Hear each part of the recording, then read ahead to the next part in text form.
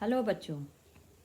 बहुत अरसों के बाद आज मैं आपके सामने फिर से आई हूँ और वीडियो के माध्यम से आपसे कुछ बात करना चाहती हूँ, कुछ बताना चाहती हूँ। बात कुछ ऐसी है, जब आप छत पर जाते हैं तो सबसे पहले नीचे वाली सीढ़ी पर पैर रखते होंगे। उसके बाद धीरे धीरे ऊपर चढ़ते हुए छत पर पहुँच जाते हैं। ऐसा तो नहीं होता है कि आप एक बार ही ऊपर छत पर पहुँच जाते हो। नहीं, ऐसा बिल्कुल ही नहीं होता है। ठीक इसी तरह से जब हम अंग्रेजी व्याकरण सीखने के लिए बैठते हैं तो हमें पहले उसके नीचे वाली सीढ़ी को समझना ज़रूरी है, जिसको कि कहा जाता है पार्ट्स ऑफ स्पीच। अंग्रेजी को समझने के लिए हमें उसके पार्ट्स ऑफ स्पीच को जानना ज़रूरी है। अपने बॉडी को समझने के लिए जैसे बॉडी पार्ट्स को जानना ज़रूरी है, वैसे ही अंग्रेजी व्याकरण को समझने के लिए पार्ट्स ऑफ स्पीच को जानना ज़रूरी है। तो आज हम लोग पार्ट्स ऑफ स्पीच के बारे में बात करते हैं। पार्ट्स ऑफ स्पीच 8 प्रकार के होते हैं और यही 8 प्रकार के ऊपर पूरा व्याकरण टिका हुआ है। तो ये 8 प्रकार कौन से हैं? इसमें ये नाम मैं 8 बता रही हूँ आपको।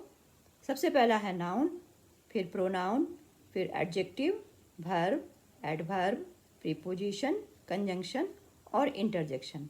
ये 8 प्रमुख पार्ट हैं जिन पर पूरा व्याकरण टिका हुआ है और जिसे हम लोग बोलते हैं पार्ट्स ऑफ स्पीच। तो आज मैं इनके बारे में एक छोटा सा इंट्रोडक्शन इन 8 चीज़ों के बारे में बताऊंगी, 8 पार्ट्स के बारे में बताऊंगी। छोटा सा इंट्रोडक्शन कि ये क्या है, इसका मतलब क्या है। तो सबसे पहले नाउन। नाउन को बस भी फ़िलहाल इतना ही समझिए। Name of persons, things, places, यानी कोई भी स्थान का, वस्तु का, व्यक्ति का नाम ही नाउन है। और दूसरा पार्ट है pronoun.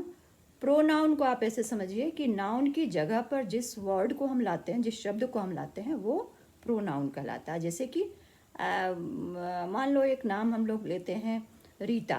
Rita is a good girl.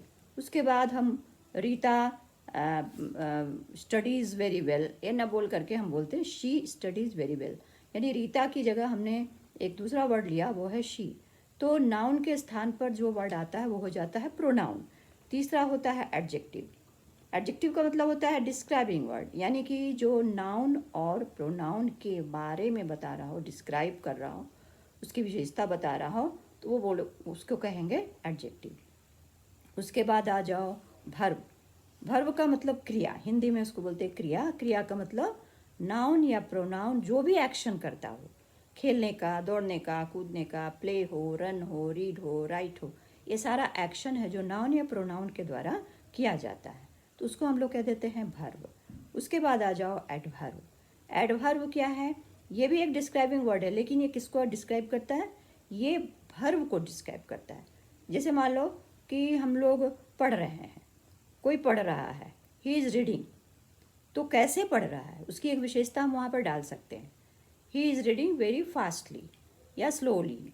तो ये जो विशेषता हम उसके एक्शन के बारे में बता रहे हैं वो हो गया एडवर्ब। उसके बाद नेक्स्ट होता है प्रीपोजिशन। प्रीपोजिशन वो शब्द होता है जो नाउन और या प्रोनाउन के पहले आकर के उनके संबंधों को जोड़ता है, शब्दों के माध्यम से उसको जोड़ता है। जैसे मान लो the book is on the table. यहाँ 2 नाउन है, बुक भी है और टेबल भी है, और बीच में उन दोनों को जोड़ कौन रहा है? ऑन। अगर ऑन आप हटा दो तो आप जो लिखना चाहते हैं कि किताब टेबल पर है, वो बढ़िया से वो क्लियर होगा ही नहीं, इसलिए वहाँ पर ऑन लगाना ज़रूरी है। तो वो जो ऑन है वो एक प्रीपोजिशन वर्ड है। तो ऑन, इन, एट, ऑफ, ऐसे बहुत सारे प्रीपोजिशन होते हैं। कंजंक्शन नेक्स्ट वर्ड है, next speech parts of speech है कंजंक्शन। कंजंक्शन का क्या मतलब है? प्रीपोजिशन जैसे शब्दों को जो वर्ड्स को जोड़ रहा था, टेबल और किताब के बीच के संबंध को बता रहा था, तो कंजंक्शन है जो वाक्यों के हिस्सों को जोड़ता है, जो 2 वाक्यों के हिस्सों को जोड़ता है, इसको हम लोग कनेक्टर कह सकते हैं। जैसे एंड है, बट है, इफ़ है, ऐसे बहुत सारे हैं। और लास्ट में है इंटरजेक्शन, वो शब्द जो आपके अंदर आने वाले, अचानक आने वाले मनोभाव यानी फीलिंग्स को बताता है। जैसे दुख का हुआ ओह, और खुशी का हुआ हिप हिप हुर्रे। तो इस तरह के जो वर्ड आते हैं वो इंटरजेक्शन कहलाते हैं। तो ये कितने पार्ट हो गए? 8।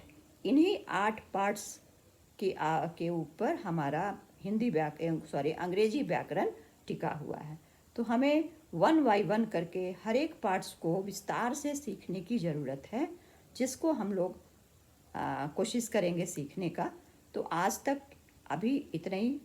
पहले इसको हम लोग समझ लें, रट लें कि पार्ट्स ऑफ स्पीच कितने होते हैं, उनके नाम क्या हैं, उनका बेसिक अर्थ क्या है, मीनिंग क्या है। उसके बाद 1 बाय 1 हम लोग हर पार्ट्स ऑफ स्पीच के बारे में विस्तार से जानेंगे। तो फिर मैं आऊँगी अगले वीडियो में नाउन के बारे में सब कुछ बताने के लिए। तो आज के लिए इतना ही। Bye bye.